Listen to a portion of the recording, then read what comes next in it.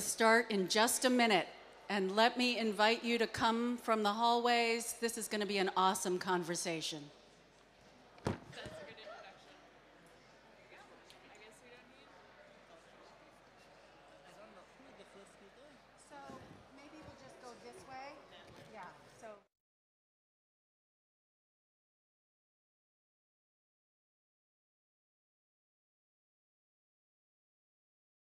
Everyone. My name is Johanna Chao Kreilick. I'm the president of the Union of Concerned Scientists, and I'm absolutely honored to be moderating today's panel. I want to start with a deep thanks to the hosts of the Climate Justice Pavilion and the sponsors. You may know that this is the very first time that there has been a center of gravity for conversations about the essential role of equity and justice in climate action at any COP.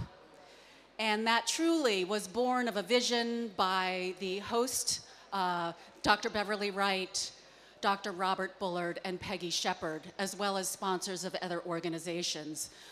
There's a whole team that's been making this work. None of this happens by accident, so thank you so much to them. And for today's panel, I also want to say a special thanks to the Center for American Progress, our colleagues Cassidy and many others who made this possible and basically plug and play for me. Let me just also say that today is such a vital conversation for all of the issues that have been discussed under these multiple tents here at Sharm el-Sheikh. What we're going to be talking about and focusing on today is the crucially important role of climate data in improving and strengthening climate adaptation planning in the communities that are hit first and worst by the already intensifying climate impacts. And what I mean by climate impacts, which can be a rather abstract set of words, are the severe tropical storms, the catastrophic flooding, the deadly heat waves and wildfires, the extreme drought, and the resulting food and water shortages, the displacements of thousands and millions that are already happening across the globe. This conversation is really about how data and climate science can provide crucial foresight into the planning about where those types of impacts are going to hit, how they're going to hit, where they're going to worsen, and how we can plan in advance. And so I'm absolutely delighted to be joined by an incredible set of panelists here who I will introduce in a moment. The way we're going to roll today is that I'm going to speak to you for just a few more minutes, sort of teeing up the context for the importance of climate science and data for climate adaptation and resilience. And then I'm going to ask a series of questions of our panelists. I'm going to open it up to all of you, and I really want to urge you to join this conversation. Don't want to do this just broadcast mode, really want to make this a multi-nodal conversation. And when you do ask your questions, we'll invite you up to the front so that we can catch you on the live stream. Then I'm going to turn it over for closing remarks. We are so lucky to have Chair Brenda Mallory, who's going to be joining us today.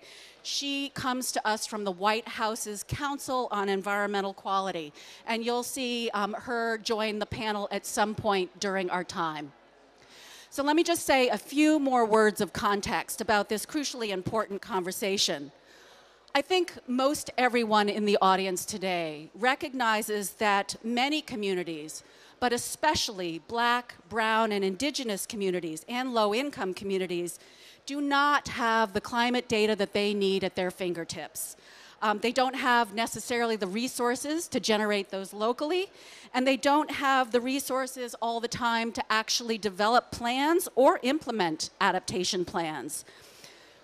This is no mystery to these communities. Centuries of disinvestment, racist policies, and exploitive business practices have left marginalized communities not only more vulnerable to climate change, but also with less access to the resources, the power, the authority to become more climate resilient. So we're going to be talking about that today. If you were able to join the panel that I moderated yesterday, and again, all of these are going to be on live stream, so you can revisit that, you will have recognized that environmental justice communities, both in the United States and around the globe, are hungry for climate environmental data, and they also want the agency to generate it from knowledge within their own communities themselves. They too have data from their own centuries and generations of lived experiences, and they are eager to engage with governments, with nonprofits, and with each other to move this forward. I do want to lift up an excellent example of where this is already happening. Delighted to lift up the work of Beto Lugo Martinez and the Clean Air Now Coalition in Kansas City. Beto, raise your hand in the back there. Beto and Clean Air Now have been a leader in community engaged science.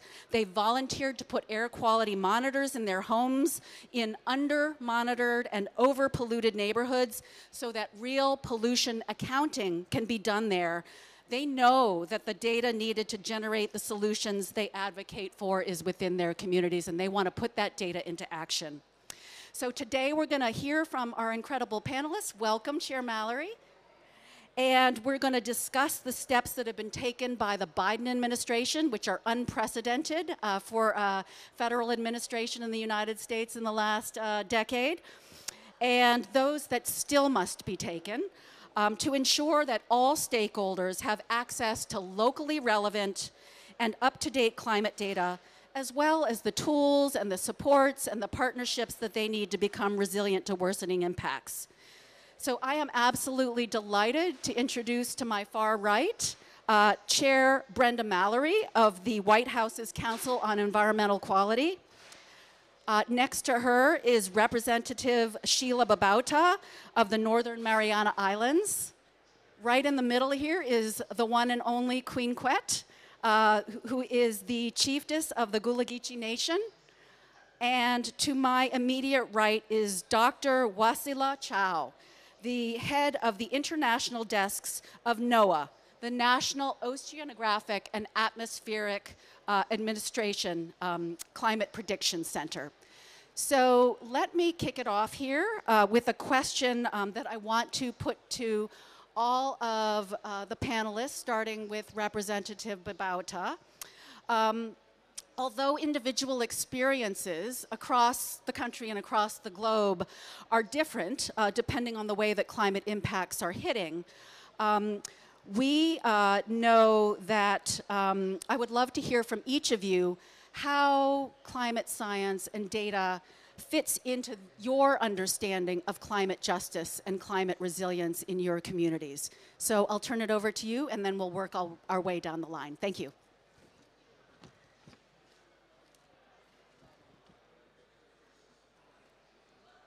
Thank you.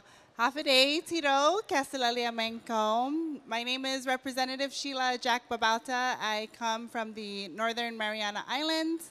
The Mariana Islands are located in the North Pacific Ocean. We are located right next to the Marianas Trench, the deepest point in our world's ocean.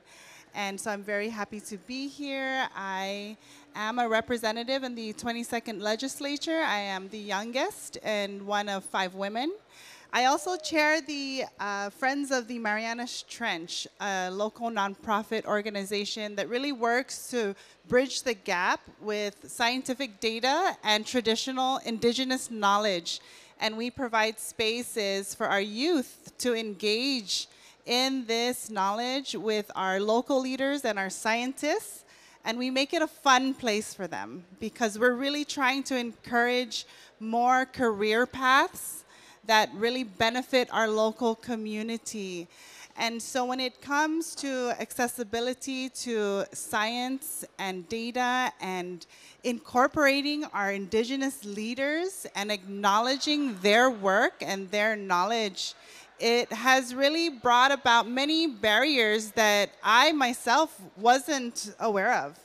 And so, you know, it was really important to us to reach out to our indigenous leaders, build trust with them, and help them in their homes so that they are empowered to participate.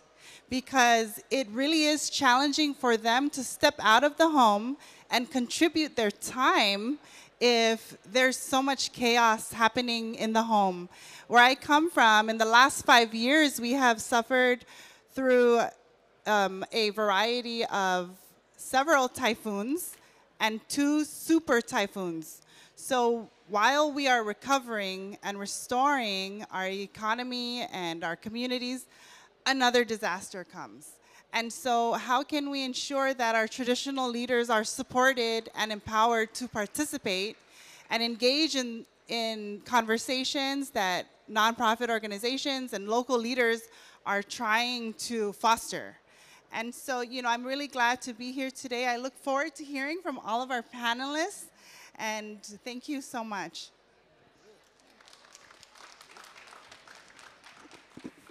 Glad for day with all the Hunter children at the Queen Quet had fun the body of the Gullah Geechee Nation as Hunter children yet we were a while ago and things like that.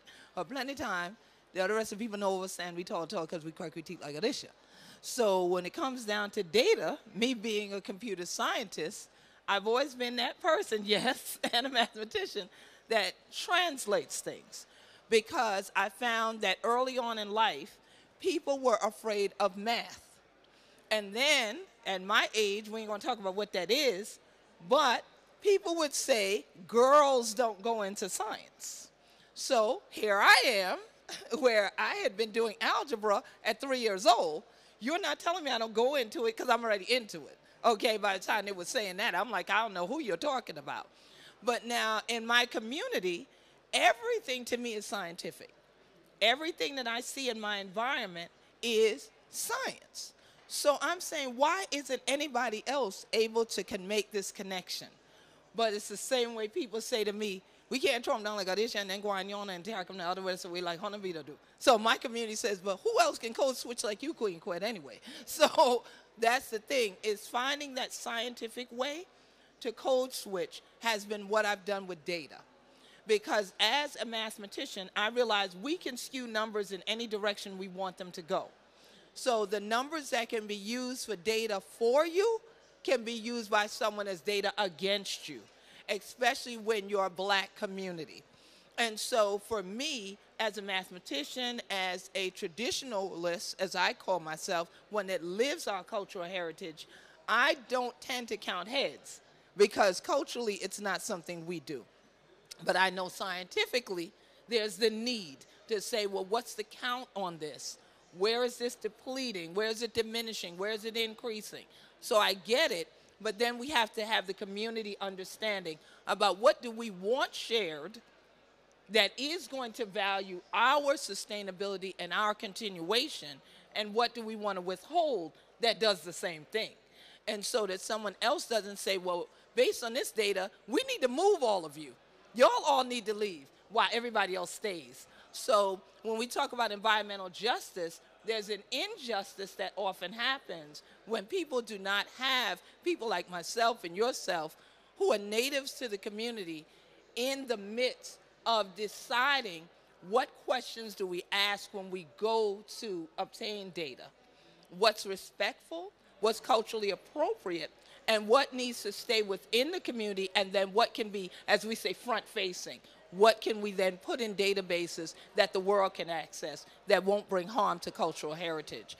So it's really a real serious balancing act, which of course, again, in math, what else do we use? Scales, right? A lot. And so we want to keep the scales on our fish going too. So we use a lot of this data to keep our food security going and our fisheries going. So we continue to work with Union of Concerned Scientists, the Climate Central Network, and we use a lot of that data and interpret it back to the community and say, these are tools, but we can use them this way.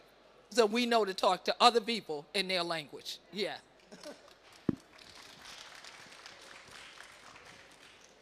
Thank you very much, and thank you for that introduction. And I work for the federal government, and within the federal government, I am fortunate to work for the National Oceanic and Atmospheric Administration, the National Weather Service. So this is extremely important because data generation of climate product is extremely critical when we talk about adaptation and resilience. Without it, we cannot. And we can speak for 30 years. We will never adapt or be resilient unless we can share data and information. So in our field, we are extremely fortunate to work with the World Meteorological Organization that has set up, since it was established after World War II, a network, a telecommunication network, where all the data generated around the world flows through the system and is accessible to all of the nations. So this data we work with is sparse. So thanks goodness, with access to technology and satellite information, now we can integrate that in-situ data with satellite observations and generate products to monitor continuously the evolution of the climate system. So this is how we determine drought, but also we have our forecast models that are also global in nature. So with those forecasts, we can determine the evolution of hazardous condition in the near future. So now, looking at the evolution, the past evolution of climate, understanding the future of the climate, we can integrate that information with vulnerability data to produce impact-based forecast. So that impact-based forecast now, in turn, could be accessible to institutions, to communities, to make informed decisions. And this is happening actually at the international level through interagency agreement, working collaboratively within the government, supporting the foreign mission of the United States, and addressing needs for food security, health security in the developing world. So now, obviously, this is through interagency agreement, international, but definitely that could be applied also to domestic. If you could work collaboratively with local governments, communities, and it also is transferable. The system is transferable, and we're working also toward that.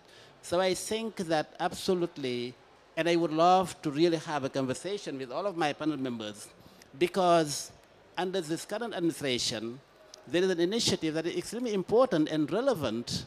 And in fact, I think that almost 30 years in COP, I think that now we're getting it. When we start talking about early warning system, because without adaptation, without early warning system, we cannot adapt, and we cannot be resilient. So under prepare, the present emergency plan for adaptation and resilience, we have a project where we are going to be trying to advance early warning system, starting from small developing islands, the Caribbean and the Pacific. And then hopefully, as time goes, we can scale it up to other developing nations as well. But I think that there is room here, there is space. What we're trying to do internationally, to also do it domestically, working with indigenous and local government. Thank you very much. Thank you so much to all of you. All right, on to some individualized questions, and I want to start with you, Representative Babauta. As an individual, as an elected representative, and also as a resident of a very vulnerable community, can you speak to what you see the federal government could do better to help bridge the gap between climate data, climate communications, and resilience efforts? Thank you. So for some context, the Northern Mariana Islands is a U.S. territory. We are one of 5. We are an unincorporated territory of the United States. We do not vote for president. We do not have a voice in Congress. And one major way that the federal government can really bridge a gap is to simply make time to include us. And so with all of these fancy tools and assessments that are being developed to help communities, the Mariana Islands, Guam, and American Samoa are usually left out of these assessment tools. For example, here at COP27, there is a lot of fanfare around the CMRA, the Climate Mapping for Resilience and Adaptation Tool. But when we input information and try to gather data for Garapan village, it is arguably our most vulnerable village in the island of Saipan. The impact that comes up for sea level rise is 0%. And so in these tools, there will be indicators that show nothing that can help our community. They will include the CNMI, the Mariana Islands, Guam, or American Samoa. They'll have the names there, but when you input some information that you want to gather, the results will come up null and void and have 0%. There's nothing that we can use. And so the federal government and agencies really have two options. They can include, quote unquote, us in these tools and just simply have our names present, with it being ineffective and not useful to any of our researchers or local scientists. And the other option really is to make time to include us. A good example is the NIFWIF assessment tool. They spent an entire year engaging with our community, collecting data that they can include in their assessment tools. And that's really what it takes for vulnerable communities like ours that lack capacity, that lack, the access to be included in these conversations. We need that kind of meaningful engagement with our local leaders and our local researchers and scientists. So simply making time to include us. Super. Let me ask one more follow-up question. You lifted up a great example of what's working, and I really appreciated taking the time for inclusion. Can you speak to how you think we can ensure that planners, developers, relevant actors like that can more easily utilize climate resiliency and disaster data in their land use plans, development permissions, criteria, and other such things? Thank you for that question. So one way that we can ensure that our planners use the information is for our government to simply adapt to the tools that we're already using on the ground. And that is the easiest, simplest way to get us to use the tools and access the data. Because of the lack of capacity, we have our tools locally that we use already. We have already trained our people. People are used to pulling it up on their computers and working with other stakeholders. And then the federal government introduces another tool that's very nice and shiny, but will require a lot of work and effort on our end to implement. And so what the federal government can really do is see what the locals are already using, what they're comfortable with, and then adapt to that. That way, our planners, the people on the ground, can really use the information. They'll have it at their fingertips. So there's a misconception that we don't have access. We actually have access. We have access to the information. What is the issue? It's adapting to the local tools and also having climate translators. Thank you so much. If there's time later, I'll come back to you with another question, but I want to move on now to Queen Quet. You have been a fierce advocate for your people, the Gullah Geechee, and feeling, the intense and intensifying impacts of climate from sea level rise, extreme weather. Can you tell us a bit about how your community is adapting to these extreme climate impacts, and how does their traditional knowledge inform actions to build resilience? I think the last question answers the first. It is because we continue to live our traditions. And then I'm very vocal, as you've said, about making sure that people begin to understand us. Not that we have to constantly change and adapt to who they are in the Western world, but have the Western world adapt to how we are on the Sea Islands. And then being able to articulate it, as I said earlier, in different places, different arenas, and different languages. In the scientific world, we speak techno-speak most of the time. So the average person doesn't know what you're talking about. So my thing is, let's put it in language that's more common to people to use. And then I go into scientific conferences and make the same statement. Most scientists will come to me and say, you know, we wish we could do that. We wish we could talk like you to all different people. Teach us how to do it. So now it's a matter of bringing them into our circles, is what I call it. And then doing exactly what you said, is having the scientists engage with our communities in our community way. Not the linear way that scientists tend to do, but in a circular way, realizing that everybody that lives the culture is an expert. They don't have to have a PH and a D or a DR, okay? So once we establish that, the circle starts to broaden, and then we can share information in a way that can be utilized on both sides. So the scientists can then interpret it and put it in, package it in ways that only the rest of us who work in scientific fields or in political arenas have to say it in that language, but that our community can use the tool too.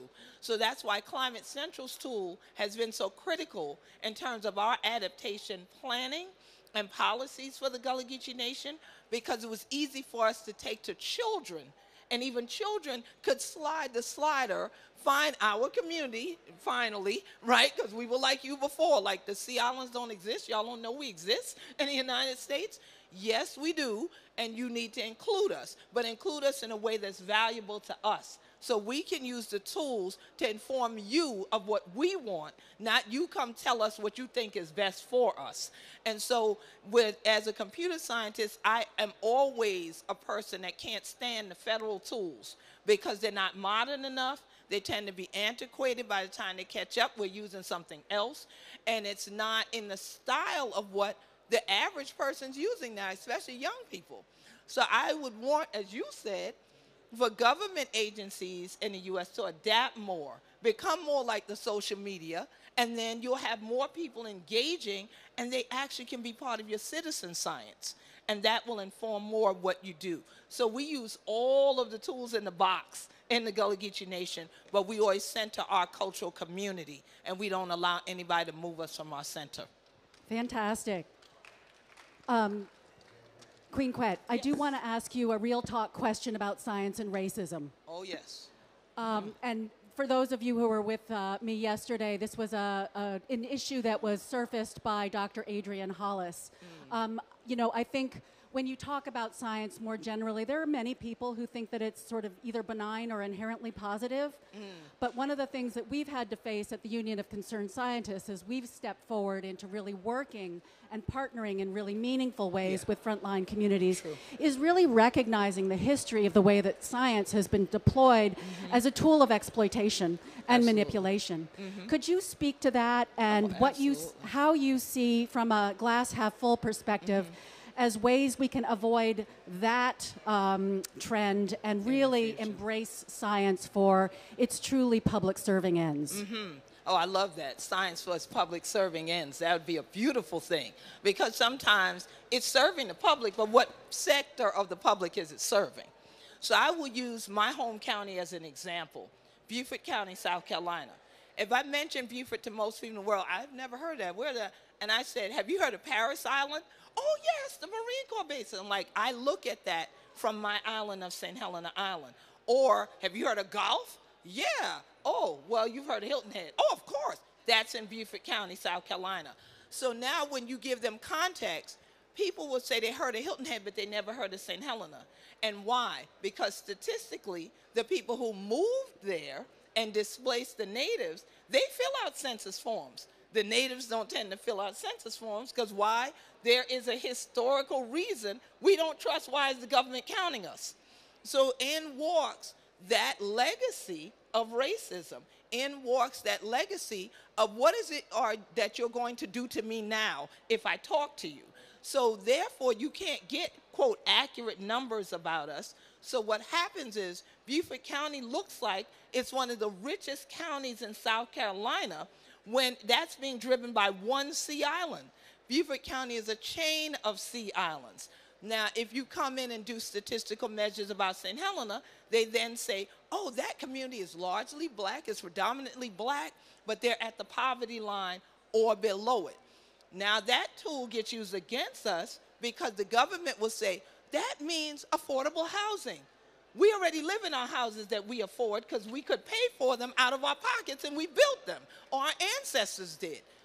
We don't need what the West has deemed affordable housing because then the tool is build it and they will come. So now outsiders come in, they displace us, and then you don't have a Gullah Geechee population at all under the guise of using data to say we're helping the public. That is not how you do that. What you do is you come in to the communities that already exist, have an open and honest, and y'all love the word transparent, conversation, and say, well, what has been the legacy here? What is the history here? What is it that you all want to see continued here versus what ideas we came up with based on just looking at statistical measures inside our offices. And most of the times you'll find it's the opposite because the numbers aren't reading correctly because those aren't our numbers because we didn't fill out that information. So now it's a matter of challenging that and saying, you all have not counted us in and we won't be counted out. So we have to engage in these dialogues when you have these public hearings and you have these things you're planning. We have to ensure that you have also interpreted what our statements have been correctly and not turn them around in a way that you think is the way that we were saying what we were saying. So it's critical that we continue to engage in dialogue and not sit just at our computers and our phones and think we're getting it right. Wonderful. You really bring that alive. Thank you. Dr. Chao, I want to pick up on a really interesting point you made at the end of your introduction, which was on the topic of how we address the need for creating more through lines or connectiveness in data sharing and accessibility between the U.S. and the international level. Can you speak to how, as the head of the international desks at NOAA, how the Climate Prediction Center is addressing the need for data sharing and accessibility across those boundaries? Yeah, thank you again for that question. I think that it's through really through interagency agreement that we're working. I mean, we're working primarily within a framework within the government that engage different components of the government, USAID and USGS and USDA. And we work collaboratively with these organizations to monitor the climate data, to create hazards, to determine where the hazards might be occurring, and how do we integrate that with livelihood data to inform decision on environmental security, whether it is in food security or in health security. So, but I wanted to pick up on where she talked about the climate mapping for the adaptation, because that's really actually the way forward, not only for projections, but also for actually present day climate variability. And how do we really cope with extreme events that are occurring year after year and after year. So the climate mapping and adaptation is really a new tool. And I think that there is opportunity there for growth. And right now it contains much information at within the 48 states, continental United States, in terms of flooding, inland flooding, wildfire, drought, coastal inundation. And it's an interactive tool where you can really get information that can help you plan for your adaptation projects. But I think that this is where really Prepare might be helpful, this initiative that I have talked about earlier, where we can work really focusing on small island developing states, you know, and I know that you're a U.S. territory, but I think that the fact that the administration has prioritized small island developing states provide an opportunity to focus in those regions that have been left behind for a long time, involve communities to address, I would say that actually use this interactive tool but adapted to local conditions so that you can access that information that you have talked about. And I think that is the way forward. Thank you. Wonderful. I really appreciate sort of the in-depth conversation we're starting to get into around the climate mapping for resilience and adaptation portal that you, Representative Babauta, and you, Dr. Chao, have mentioned. And just for those of you in the audience, this was a very exciting launch of this tool that was really a collaboration by NOAA, by the White House Council on Environmental Quality, and the White House Office of Science and Technology Policy, the OSTP. So I really appreciate the foresight to develop that tool, and I've already heard some ways to make that even better and get sort of more traction and torque there. I want to ask you a question before I turn to one final question to all of you. What other emerging ideas, collaborations, interagency or otherwise, are you particularly excited about or have your eye on that you might want to share with this group? Yeah, I'm very happy for that question because for a long time we have worked on the food security early warning, and we know how to do that. Working collaboratively is through interagency agreement. But we are actually now expanding that into a new frontier that is health, which actually we hardly can hear or read the word health in this COP. But it is extremely important because under global warming, extreme events, we are seeing more and more outbreaks of infectious diseases, and we're also seeing extreme heat wave, excessive heat, and people are dying from the heat, even in the United States.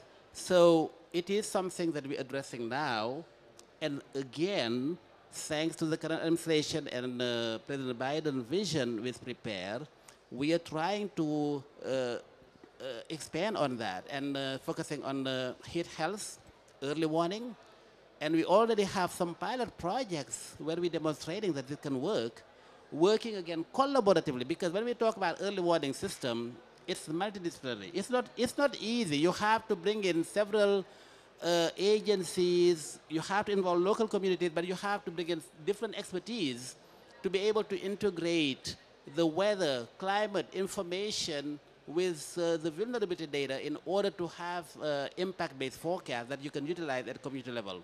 So that's really my, I'm very excited about that. And in fact, I have been here with the NOAA administrator, and he has talked about it at length at interview. And I think that this is really the direction. Thank you very much. Wonderful. And I'm so excited to hear about those forefront ideas. And I'm very eager to talk to you because at the Union of Concerned Scientists, we too are developing modeling tools, public goods, really, available to anybody. Our report on underwater, our ocean acidification, our tools on drought mapping, all with a significant U.S. focus, so there might be a collaboration there.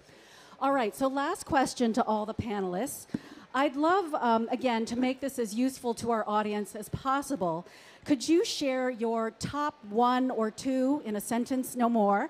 What recommendations do you have for colleagues in the audience for how they can boost their use of climate data and science in their work, either in their local communities or in their policy work, in their litigation, et cetera? Thank you, Johanna. I would say and really emphasize the message that trust is everything. Build trust with the local community. Find the experts and the indigenous knowledge keepers and build trust. Because at the end of the day, because we have experienced many traumatic events over 500 years of colonialism, we have increased militarization, we have rising sea levels, we have plastic pollution, we have greenwashing and false solutions. Indigenous communities really want to find people to work with who they trust.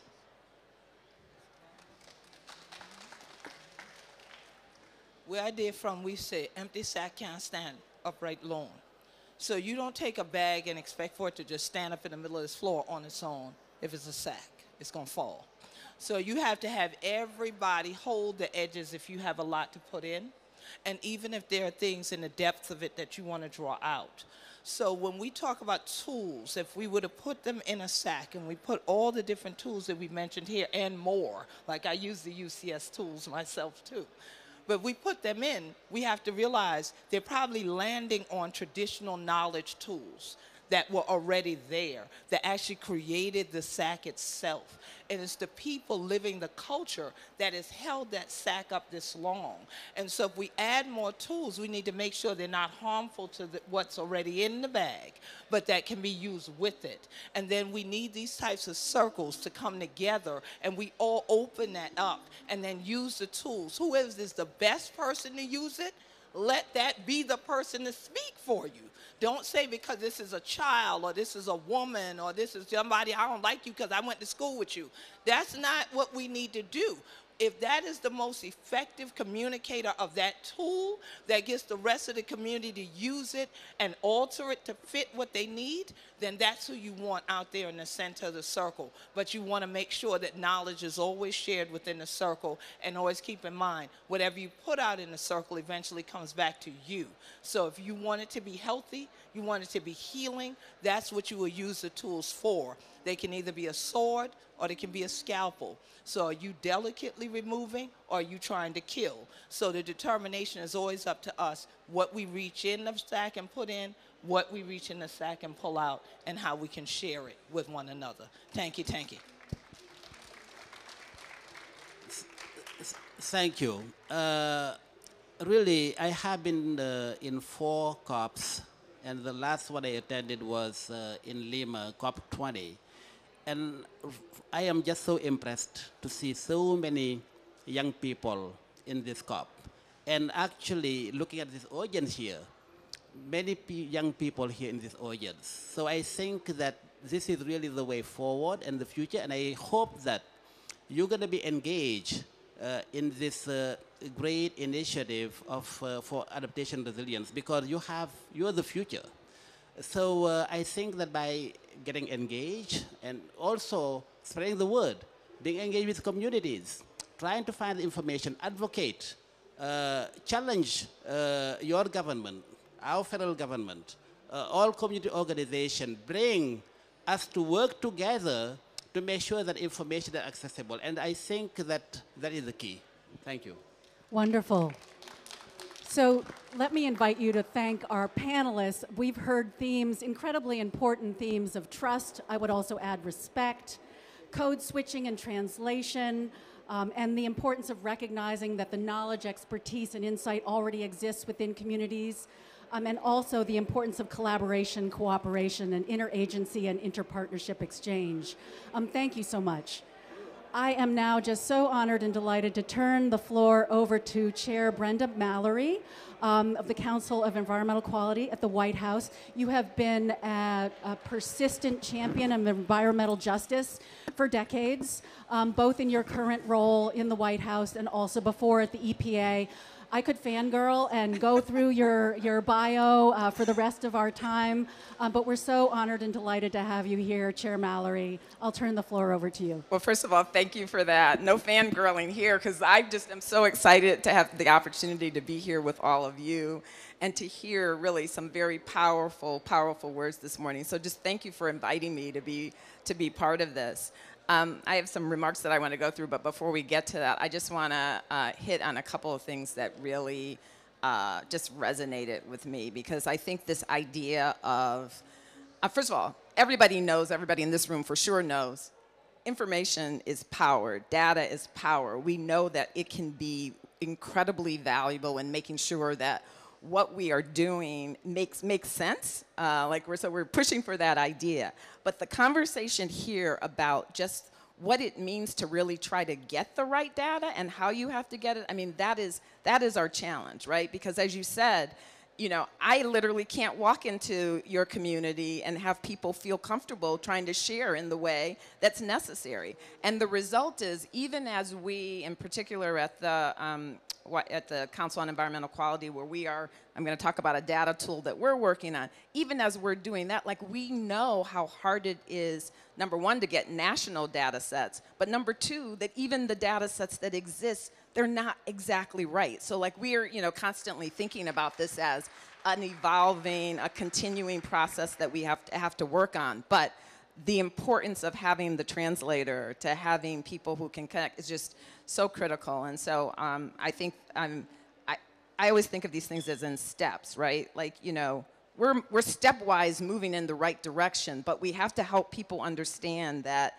even getting to the point where we've got to actually engage, you got to figure out what engage means. Even when you're at the point that that it's important for us to have data on the islands, on the communities in the islands, you have to know how to go get that data, right? Like, so there's just many, many steps along the way, and I try to remind people, don't lose hope because we're not at a perfect place, if we can all continue to push, but we got to keep pushing. So thank you for having me here. Let me just run through my remarks, because I did have a few things that we wanted to make sure that audience heard about some of the work that we're doing. And I think, I don't know if folks really know the organization that I lead as the Council on Environmental Quality in the White House. It's the environmental arm in the White House that's been in existence for over 50 years. And one of the things about it, which I think is probably true of many offices, it's very much driven by what the president's agenda is, right? So there's some core things that we do, but actually what we end up doing day to day from administration to administration is about the president and what the president and vice president's priorities are. And so for CEQ, one of the top priorities, climate change for sure, but environmental justice is a huge priority for us, and it has been assigned to us to play some key roles in trying to really institutionalize the notions of environmental justice within the federal government in ways that are meaningful and that have an opportunity to really make a difference in people's lives. And so that's what we're doing. And so there are a couple of the things that I'm going to talk about just in terms of the tools that we're working on are kind of flow out of that. Let's see. So I feel like some of this you all know impacts climate change everywhere. We know that communities are already facing incredible environmental injustices in the global south and north disproportionately. And the disproportionate part, in some ways I feel like all of the recent crises have brought that front and center in so many different ways, and we understand that it's not just because of the climate impacts, it's because of health impacts, it's because of, all of these things are built on one another, and so I think there's a growing recognition of those issues. But in the United States last year, there were more than 20 extreme climate-related events that cost over $1 billion. So $100 billion is being spent every year just trying to deal with our failure to deal with so long the climate crisis, right? And so that's why it's always frustrating when we can't do things because of money, but we are spending a lot of money because we can't do things. So anyway, that's an issue.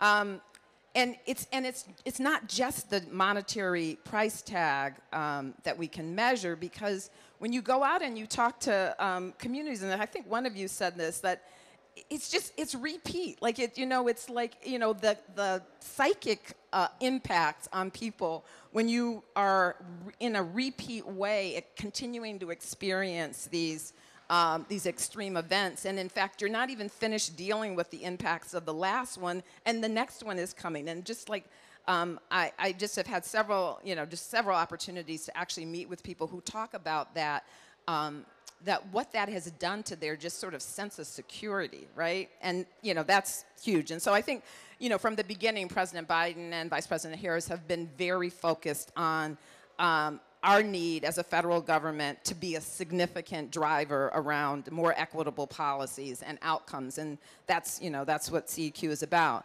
On the first day, President Biden signed an executive order that established the Equitable Data Working Group to identify inadequacies and areas of improvement within the federal data, and to outline a strategy for increasing data available for measuring equity and representing the diversity of the American people and their experiences. And so a good first step forward, but more is needed.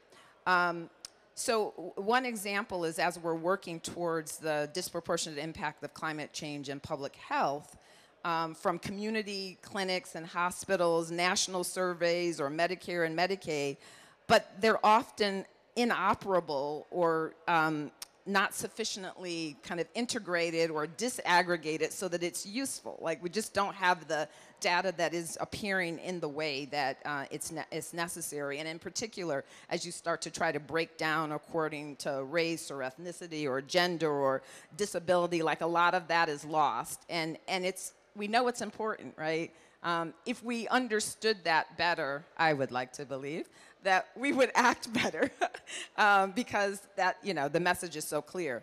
But I'm proud of the work that we have started over the 2 years and of the administration's, really seeking to try to identify and address some of the barriers that the equitable data collection and inequitable data collection has sort of caused over time.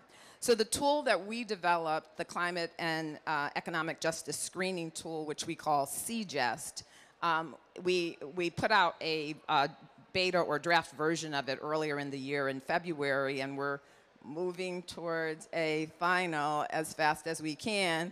But it's meant to be kind of a publicly available, nationally consistent set of, data set that will help identify disadvantaged communities across the United States and U.S. territories who've been marginalized by society, overburdened by pollution. But your point about what the data looks like, when in our first draft, when we looked at the U.S. territories, like, we knew we just didn't have any data that was really decent, right?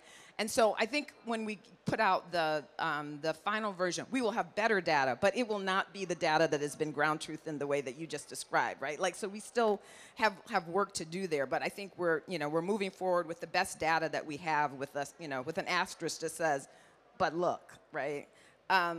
The tool's data sets are indicators of burdens related to climate change, environment, health, and economic opportunity that disadvantaged communities face. And so, one of the president's initiatives was the Justice 40 initiative, which has a commitment from the government to basically direct 40% of the overall benefits of our activities in climate and clean energy and affordable housing in the direction of disadvantaged communities. And so this tool is designed to help identify who those communities are.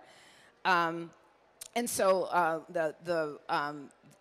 the integration of that with the new climate mapping tool for resilience and adaptation is also like an avenue where we're trying to come from different sources and to have there be a layer, a data layer in CGES that is picking up on the information that is being developed in the mapping tool, and again, making more important that whatever your base data is, that it's right, because that is true of the government in general. If we get a good set, we're going to be using it in a lot of different paces, and so really important to make sure that that set is is solid. So all of these efforts also underscore the critical need for better data collection so that we can accurately represent the environmental, climate, health burdens of communities across the United States. The Biden-Harris administration has also taken critical steps to address the challenge of climate change. And with the passage of the bipartisan infrastructure law and the Inflation Reduction Act, we're investing historic levels of funding in climate resilience. Really, I think for the first time, having the opportunity to try to advance the really ambitious agenda that the president has, and we have some money to do it. Do we have all of the money we need? No, let's not fool ourselves on that. But we have more money than we've ever had to try to devote into these issues and these areas, and so I think that's a really important element. $50 billion is to help communities bolster their protections from extreme weather. And it's also the largest climate resilience investment in U.S. history that will have impacts that will be felt and seen in many communities. Number of other specific programs, I'm not sure it's helpful at this point to go through all of these, but the main point being that we're trying to create programs that will help deal with the adaptation crisis that we're facing, right? Like we know, as you were talking about early warning, yes, we have to do early warning because we didn't actually figure out how to not have to do early warning. Like, so we're here now. So now how do we help people live under these circumstances at the same time that we are prioritizing the decarbonization, at the same time that we're trying to move in a direction that will have our climate less adversely affected than it could be if we don't act, right? Let's see. As we're making the landmark investments in nature-based resilient solutions like urban forestry and the restoration of wetlands, you know, we're also trying to ensure that our policies are really building and rebuilding sort of stronger for the storms to come. And I loved your point about, you know, people wanting everybody to move, like, and what that means culturally. And to me, one of the like heartbreaks of that situation is that people in many cases are isolated in places because nobody else wanted to live there. Now that the climate crisis is hitting those people first, the answer can often be, well, then they have to move. So like double whammy disruption on communities who now have built roots in ways that are so significant. And so to me, that is one of the tough challenges that we have in front of us that we're needing to deal with. In all the work to improve the climate resilience, we're kind of focused on upholding the president's commitments to ensuring that investments reach and protect communities that are the most vulnerable. And so I just really appreciate your work, your contribution to the work that is going on, and I'm just grateful for having a chance to speak for a few minutes today. Wonderful. Thank you, Chair Mallory. So, folks, I want to invite you to thank this incredible panel, and also to just let you know that given the richness of the wisdom up here and the time duration that we had, I made the decision to sort of run the conversation to really tap all of that for you and across the stage here. But I'm really hoping that I can make up for breaking my promise to bring you into the conversation by the fact that some of these folks might make themselves available to you in the minutes immediately following. So thank you again for joining, and please join me in thanking the panel.